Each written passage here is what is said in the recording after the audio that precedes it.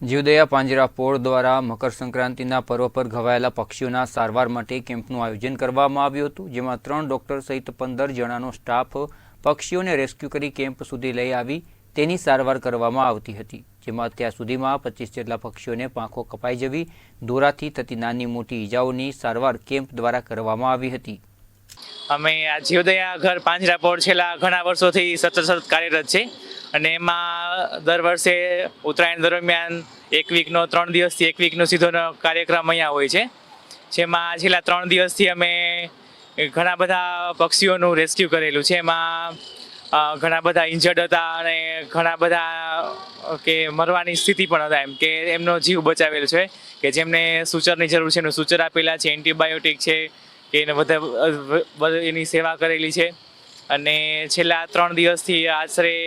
દર વખતે જોતા હોય તો શું કે આ દર વર્ષની જેમ હવે ત્યારે પક્ષીઓની સંખ્યા ઘટી રહી છે, કારણ કે લોકોની અંદર એક જાતની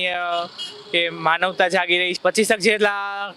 કાલ સુધીના 25 જેટલા રેસ્ક્યુ થયેલા છે અને એની અંદરથી 22 જેટલા તો જીવ બચેલા છે,